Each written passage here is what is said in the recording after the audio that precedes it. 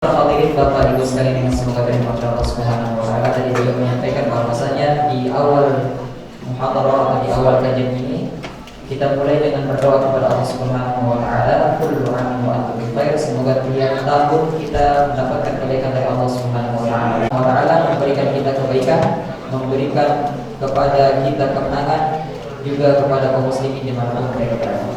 أيها الأحبة، نحمد الله تعالى ونشكره على فضله وامتنانه أن عادت الحياة إلى مجراها الطبيعي بعد أن تعطلت المصالح وأغلق كل شيء لمدة سنتين بسبب وباء الكورونا.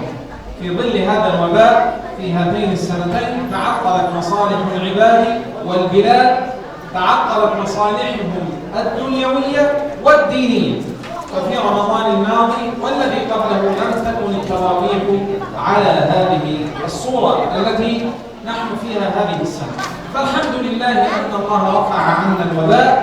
لكن أيها الأحبة، إذ رفع الله عنا الوباء وإجراءاته فنتذكر إخوانا لنا يعيشون الحصار والضيق والشدة منذ 14 سنة متواصلة، وهم في نفس الشدة والضيق والحصار.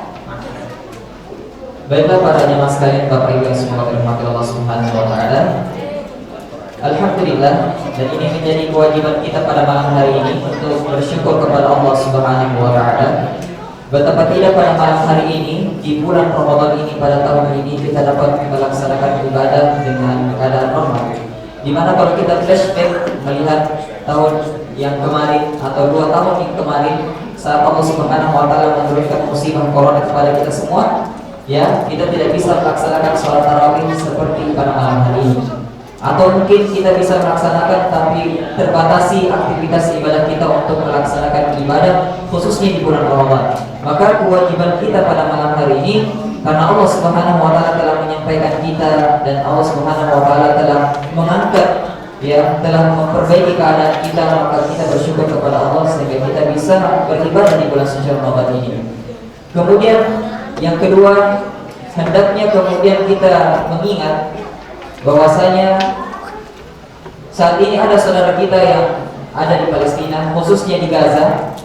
Kalau kita kemarin melakukan isolasi mandiri atau melakukan berdiam diri di rumah selama 2 tahun,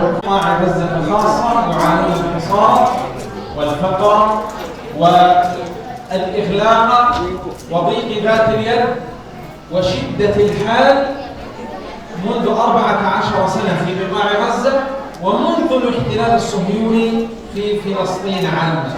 ما السبب وراء كل هذا أيها الأحبة؟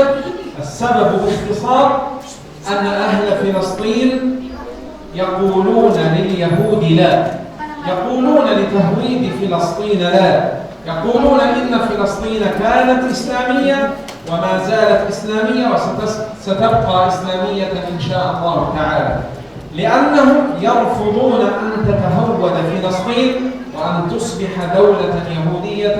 في سبيل هذا يحتمل إخوانكم في فلسطين أنواع البلاء المتعددة. Bapak Ibu sekalian, tahukah kita kenapa saudara-saudara kita khususnya yang berada di Gaza dan secara umum yang berada di Palestina, kalau yang flyer yang sekarang disebarkan itu ada gambar peta, itu adalah Masjidil Aqsa yang terletak di Al-Quds atau ibu kota dari negara Palestina. Sedangkan ada saudara kita tempat kedatangan beliau yaitu kota Gaza yang kita sebutkan tadi terblokade, terisolasi, terpenjara selama 14 tahun mulai dari kedatangan Palestina, mulai dari kedatangan Israel di tanah Palestina untuk menjajah Palestina. Mereka, kenapa mereka terpenjara, kenapa mereka diblokade, kenapa mereka dilarang keluar, kenapa orang-orang di luar dilarang masuk, kenapa mereka kemudian kita saksikan di media mereka diserang, mereka dibom, mereka di mana-mana dibunuh. Sebabnya hanya satu, karena mereka mengatakan tidak pada penjajahan Israel. Mereka mengatakan tidak pada pendudukan mereka di Masjidil Aqsa. Artinya mereka menolak kedatangan orang-orang Israel yang ingin menduduki masjid kita yaitu Masjidil Aqsa. Mereka tidak ridha dengan kedatangan orang-orang Israel yang ingin merebut Palestina, sehingga mereka mengatakan tidak dan melakukan perjuangan.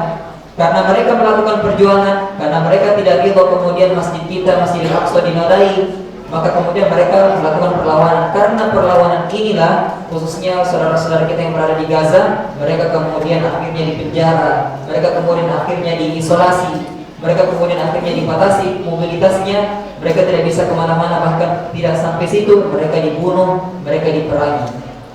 جاء فيروس كورونا فسبب لنا المشاكل ثم ها هو اليوم تدريجيا يذهب عنا وسيذهب إن شاء الله.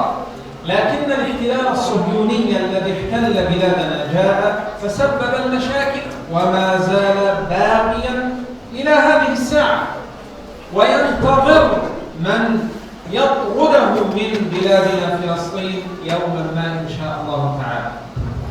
Saudara-saudara sekalian, kalau kemarin kita merasakan cobaan dari Allah Subhanahu wa taala, yaitu virus COVID-19 atau virus COVID-19, di mana kemudian virus tersebut banyak merubah kehidupan kita. Salah satu yang paling terasa adalah banyak mobilitas kita, pergerakan kita yang kemudian terbatas. Kalau kita kemudian mensinkronisasikan atau membandingkan saudara-saudara kita yang saat ini berada di Gaza, ya, mereka bukan setahun 2 tahun terpenjara atau terbatas pergerakan mereka, 14 tahun, kami katakan 14 tahun. Kemudian virus corona yang saat ini alhamdulillah semakin membaik, ya, dan insya Allah ke depan pasti akan hilang dan kita hidup dalam keadaan normal. Namun saudara-saudara kita 14 tahun menahan cobaan. Kalau kita menahan cobaan virus COVID-19 selama setahun atau 2 tahun saja, maka saudara-saudara kita yang berada di Gaza menunggu selama 14 tahun, bahkan sampai malam ini masih tetap menunggu hingga kemudian Palestina merdeka, hingga kemudian orang-orang Israel berhenti menjajah. أيها الأحبة، في رمضان الماضي كانت هناك حرب في فلسطين وفي قطاع غزة، وكان سببها الدفاع عن المسجد الأقصى المبارك. استشهد المئات وجرح الآلاف، وقدم إخوانكم في فلسطين أموالهم ودماءهم في سبيل إعلاء كلمة الله في الأرض، وفي سبيل أن يبقى المسجد الأقصى المبارك ملكا للأمة الإسلامية. صحيح أن المسجد الأقصى المبارك في تلك الحرب لم يتحرر، لكنها خطوة على طريق التحرير إن شاء الله، تنتظر من يخطو بها خطوات إلى الأمام في المستقبل القريب. Saudara-saudara sekalian, sebagaimana kita sampaikan bahwasanya kita melihat begitu banyak kemudian siksaan yang mereka dapatkan, begitu banyak peperangan yang mereka lalui.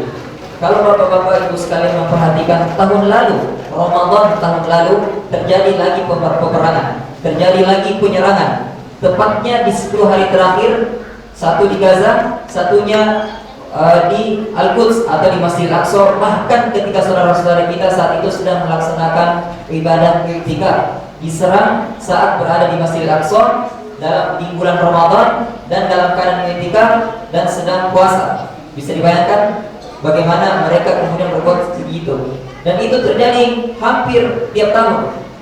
Kalau kita flashback, hampir tiap tahun dan hampir mereka melakukan itu di bulan suci Ramadan. Ya. Kenapa? Apa sebabnya? Mereka kemudian diserang seperti yang kita katakan tadi. Mereka saat ini sebenarnya sedang mewakili kita semua untuk melindungi Masjidil Aqsa. Kalau kita pikir orang-orang Gaza yang mereka tinggal di sebuah kota yang luasnya tidak lebih luas daripada Jakarta Timur, ya, atau mungkin seperti Jakarta Timur, ya, kemudian mereka terpenjara, tidak boleh keluar, tidak boleh masuk dengan bebas. Ya, kemudian mereka diserang, dibom, rumah mereka hancur. Bukankah lebih baik bagi mereka untuk keluar? Orang-orang yang ada di Palestina, orang-orang yang berada di Al-Quds, di Masjidil Aqsa, bukankah lebih baik bagi mereka untuk keluar? Akan tetapi mereka tetap bertahan. Kenapa? Karena mereka saat ini mewakili kita untuk menjaga Masjidil Aqsa, untuk menjaga Masjidil Aqsa. Saudara-saudara sekalian, betul ya, penjajahan, peperangan yang mereka lakukan, orang-orang Gaza saat ini kalau kita lihat secara manusiawi tidak bisa mengalahkan orang-orang Israel, tidak bisa memenangi peperangan yang ada. Namun peperangan atau setiap perjuangan yang mereka lakukan, setiap darah yang jatuh ya dari para syuhada mereka adalah sebuah langkah demi langkah menuju kemerdekaan yang insyaallah menjadi janji Allah Subhanahu wa taala. أيها الأحبة، طال الزمان أو قصر سيتحرر المسجد الأقصى المبارك وستعود فلسطين إسلامية إن شاء الله. لماذا؟ لأن هذا وعد الله لنا. لكن السؤال المهم أيها الأحبة، كل واحد منا يسأل نفسه ما السهم الذي أقدمه في سبيل أن تعود فلسطين إسلامية؟ ما الجهد الذي أبذله في سبيل أن تعود فلسطين إسلامية؟ هل سيسجل الله اسمي في سجل الشرف الذي له شرف تحرير فلسطين؟ هذا هو السؤال المهم الذي ينبغي لنا أن نسأله لأنفسنا. ولكن ستعود فلسطين يوما ما طال الزمان وقصر، لأن هذا وعد الله لنا أيها الأحبة. Sebagaimana yang kami katakan bahwa kemerdekaan Palestina dan kemerdekaan Masjidil Aqsa adalah sebuah janji Allah, dan janji Allah pasti benar. Allah Subhanahu wa taala tidak akan pernah mengingkari janjinya. Akan datang suatu saat di mana Masjidil Aqsa Palestina yang saat ini terjajah akan merdeka insyaallah taala. Amin.